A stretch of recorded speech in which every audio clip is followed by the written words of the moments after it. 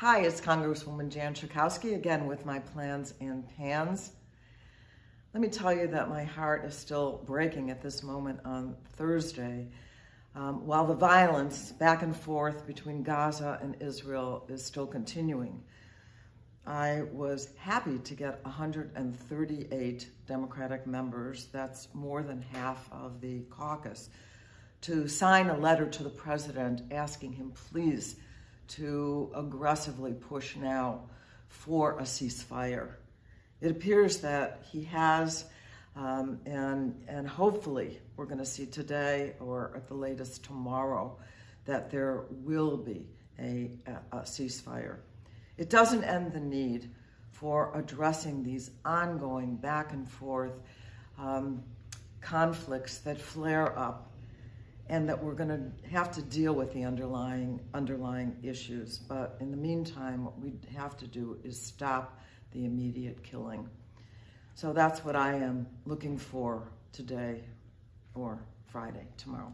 I introduced a bipartisan piece of legislation. This is for the animal lovers and for the horse lovers to ban horse slaughter for the purpose of food in the United States of America or the export to another country to make horse meat available.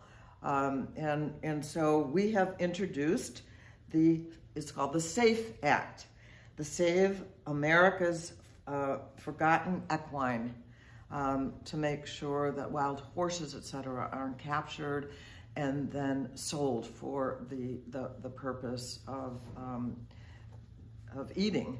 And I want to make the point that this is also very dangerous for human beings because horses are not raised for food, and many of them have been injected off the track with dangerous chemicals that are in their system. So it is a bad idea.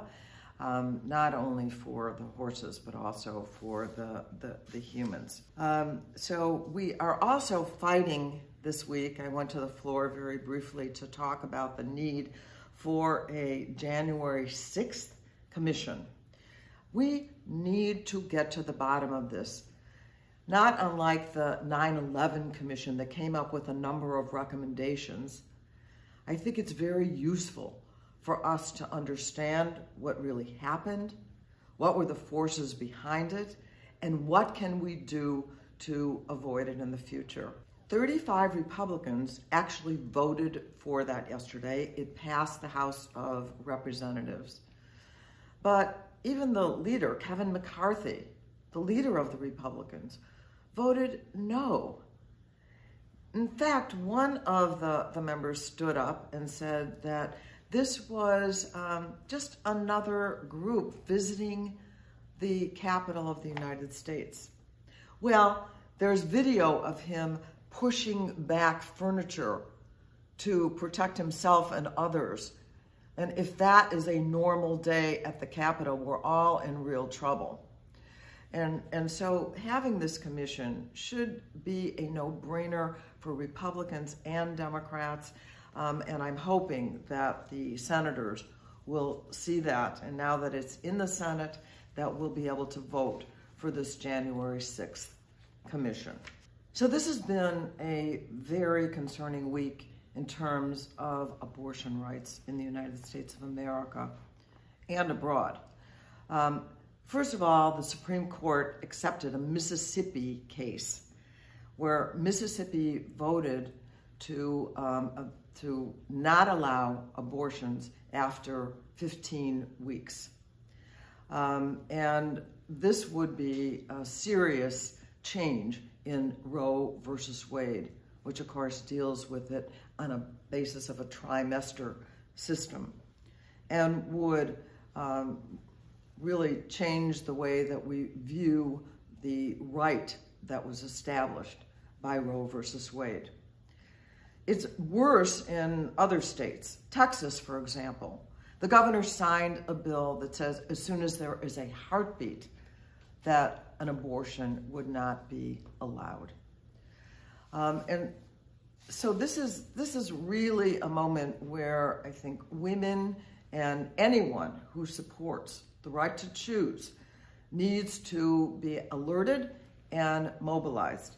Now, there was also some work this week to support legislation that I have that would say that abortion is health care everywhere.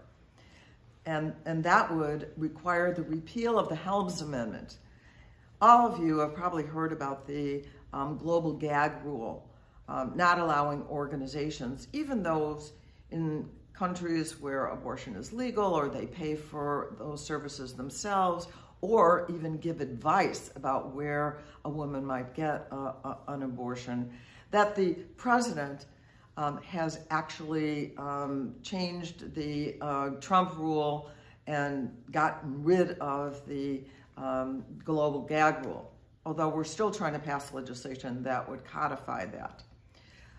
But the Helms Amendment says that no country, again, even one where abortion is legal, can get assistance, foreign health care assistance, if they allow abortions. And so there was a demonstration, a truck going around asking the President of the United States to present the Congress with a clean budget proposal that does not have any riders that would limit abortions. That would be the Hyde Amendment in the United States that says that no federal dollars can be used for abortion. That would include the Helms Amendment that would not allow women, often mostly in black and brown countries, if we repeal Helms, then those countries could get health care money that would include abortion rights. So we're talking about affecting millions of women in the United States and beyond if the Supreme Court makes a bad decision, if we don't take down those barriers to the right to choose around the globe. But I want to tell you, I believe in my heart, women are not going back. Even the Supreme Court has underestimated the power of women to protect our right to control our own bodies, your own bodies, and to make decisions of the autonomy of your body. Now I'm going to talk about COVID and the vaccine. Chicago and the state of Illinois have relaxed mask mandates. I have to tell you that I still believe that I want to see people who have not been vaccinated to have masks. And that's here in the Congress as well. I know that 25% of the members on the Republican side have not been vaccinated. They are taking their masks off as soon as they leave the chamber, or even when they've been into the chamber. A number of members took a picture together, people who decided that they'd rather pay a $500 fine, that's the first fine, so that they don't have to wear a mask in the House chambers. It's just reckless. And so those of you who have family and have friends who are all vaccinated, I know I've gone to dinner now a couple of times, and it's just fabulous to be able to see and touch and dine with friends who are vaccinated. So take advantage of it.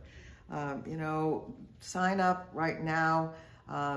They're more available now in Illinois.